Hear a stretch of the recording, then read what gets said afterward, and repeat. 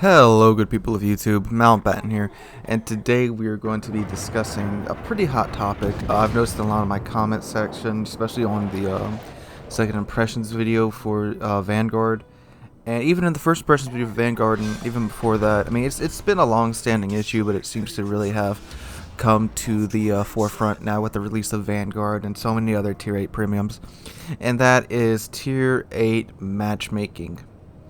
Yeah, we've all been there. I mean, it's bad enough in the tech line when you spend your time, effort, patience grinding up to a Tier 8 ship. Tier 8's really, high. I consider Tier 8 high tier.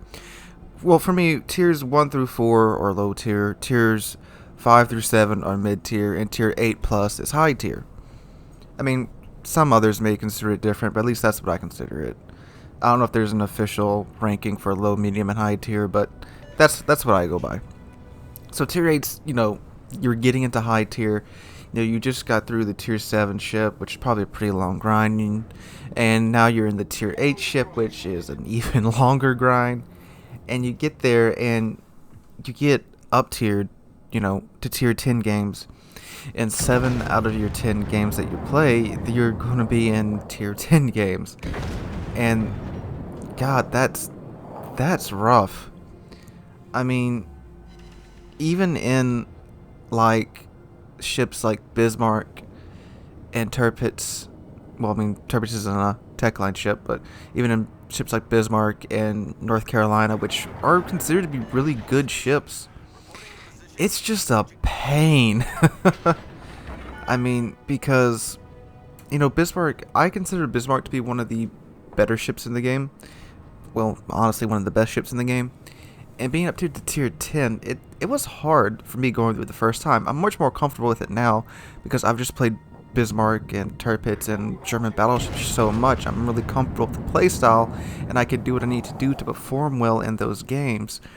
But someone who's just getting into the tier, just getting into the Bismarck, ouch. Especially at the start of it, like the A hull, and grind your way all through it, all the way up through the upgrades and such. It's a pain, especially at Tier 8. So that's the problem that's been around for a really long time.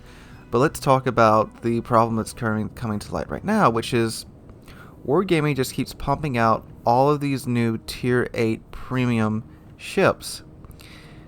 And you're essentially, long story short, you're paying to get up tier to Tier 10 games.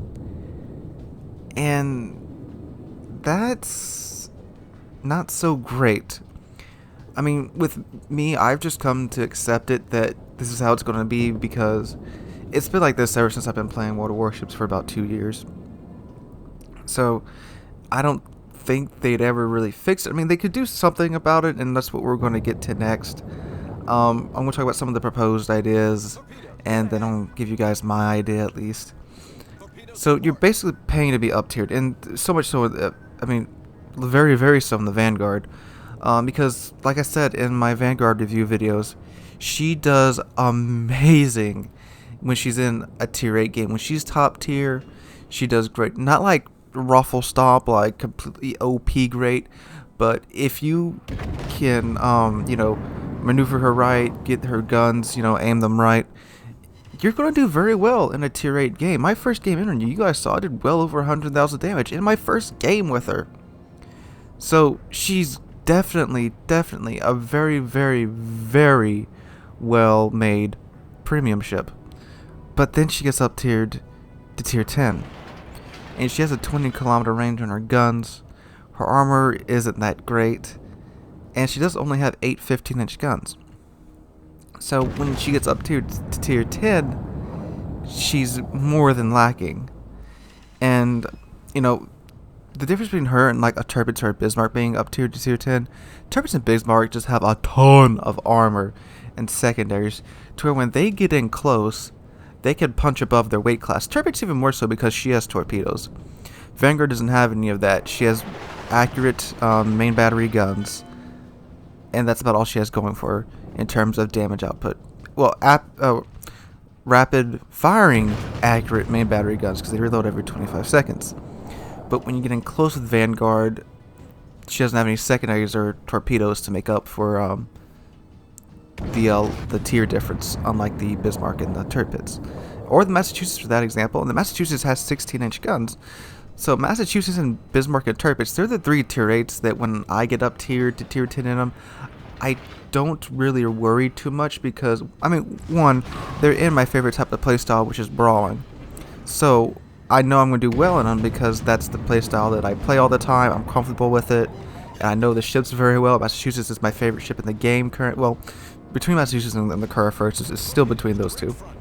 So I know I'm going to do well in them.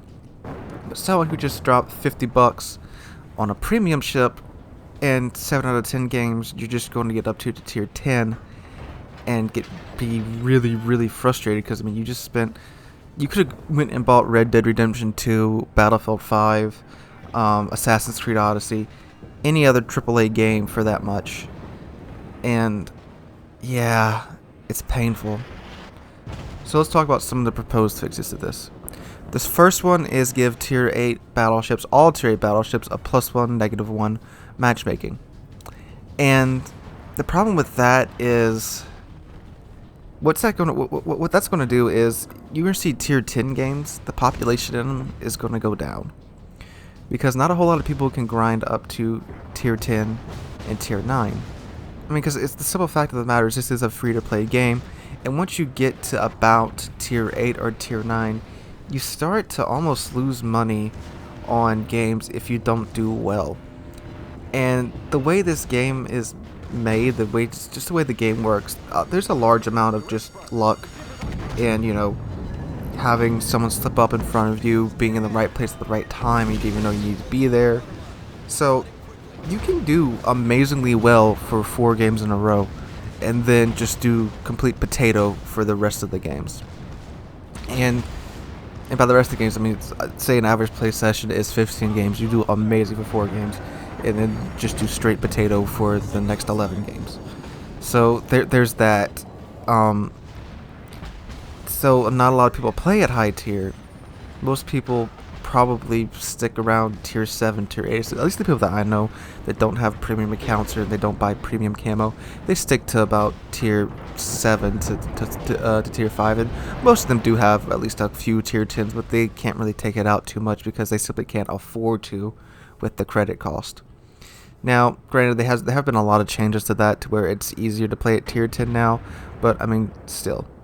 So, long story short, tier 8 is almost cannon fodder for tier 10 in the current way the game is set up. So that's why I don't think that would work.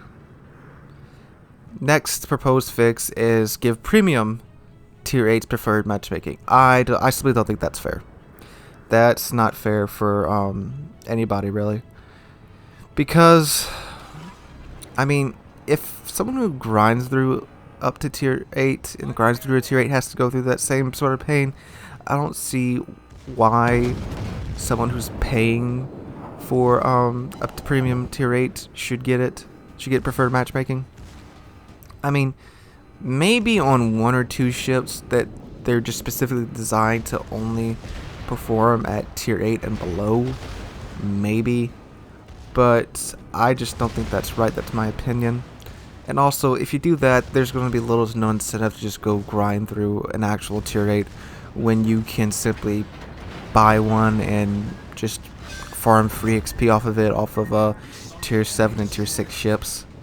You know, I don't think that's right. I don't think it's right. Now, my proposed fix to this is, it's quite simple. You just have the matchmaking look for a tier 8 battle for about 2 minutes. If you're in a tier 8 ship, you have the matchmaking look for a tier 8 battle for about 2 minutes. Can't find any. Goes on to a tier 9 game. It'll search for a tier 9 game for about a minute.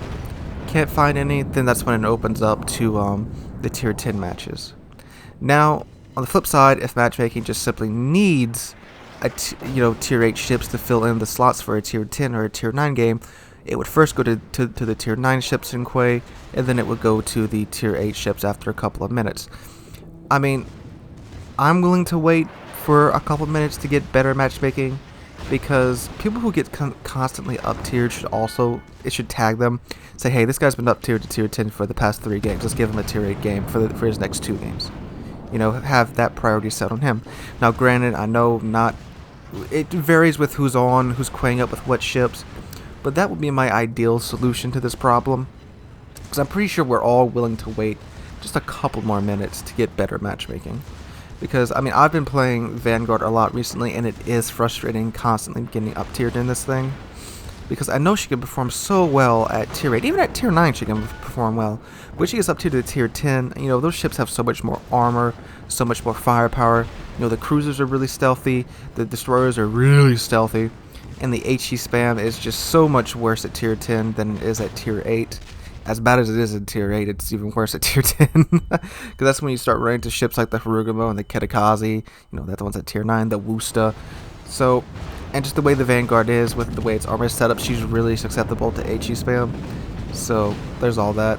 So that's my proposed solution, you guys. Let me know what you think in the comments down below. What is your solution to this problem? So if you like the video, drop a like, leave a comment, and subscribe. We are on our way to 1,000 subscribers. We are getting pretty dang close to it.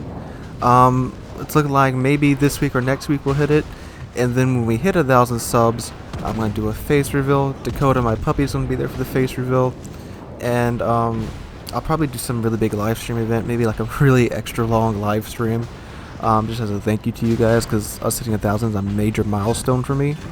So yeah, that's all coming up soon, so make sure you subscribe, 1, to get us there, and 2, so you'll be a part of that. And again, I just want to thank you guys so much for watching, and I hope to catch all of you guys in the next one.